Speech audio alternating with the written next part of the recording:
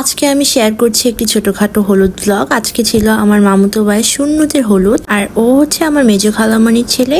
মেজো খালামণির বিয়ে হয়েছে আম্মুর মামুতো ভাইয়ের সাথে, তাই প্রোগ্রামটা কিন্তু আম্মুর নানু বাসায় হচ্ছিল। এই ঘরে আলাদা হলো, আম্মু এটাকে এখনো তার নানির বাসাই বলে। সুন্নতের আগের দিন হুটহাট করে হলুদের প্ল্যান হয়ে যায় আর হুটহাট করে আয়োজন হয়ে যায়। আর এটা হচ্ছে আমার ছোট খালামণির ছেলে, আর এই যে আম্মু আর বড় আম্মু মানে আমার বড় খালামণি, আর এই যে আমি। তো প্রোগ্রামটা খুব হুটহাট হলেও আমরা সবাই অনেক একত্রিত হয়ে অনেক বেশি মজা করি। অনেকে আমার নানু বাসার প্রোগ্রামের ভিডিও দেখতে চাও, বাট আমার নানু বাসায় মোটামুটি সবাই পর্দাশীল, আর আমি ব্লগ আসলে কারোর প্রাইভেসিকে নষ্ট করে দিতে চাই না। সবাই তো আর ক্যামেরাতে আসতে পছন্দ করে না। তোমরা এত বেশি আমার ভিডিওগুলো পছন্দ করো, কিছু ব্লগ ক্লিপস নিয়েছি যাতে তোমাদের সাথে শেয়ার করতে পারি। এখানে আম্মু হলুদ দিল, কেক কাট করলো, আর এটা হচ্ছে আমার রিশতার মামা হয়, বাট আমার এই যে ছোট, উনি হচ্ছে কোরআনে হাফিজ। উনি আমার আম্মুর ছোট মামার ছেলে। লাস্ট মান্থ আমার এই নানা ভাইটা মারা গিয়েছে, সবাই আমার এই নানা ভাইয়ের জন্য দোয়া করবেন।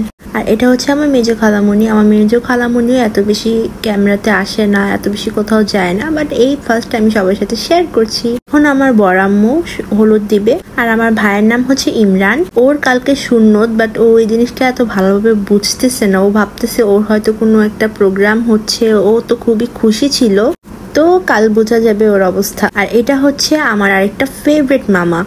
ইনি হচ্ছেন আমার মেজো খালামণির ভাসুরও হন, যেহেতু আমাদের দুই দিকে সম্পর্ক। বাট আমার ছোটবেলা থেকে এই মামাকে অনেক বেশি ভালো লাগে, অনেক বেশি আদর করে। তো মোটামুটি সবাই এখানে হলুদ দিল অ্যান্ড সবাই এখানে ভিডিও করছিল। আর এখানে আমার সবই ভাই, খালতো অ্যান্ড মামতো। আর এখন আমি হলুদ দিব।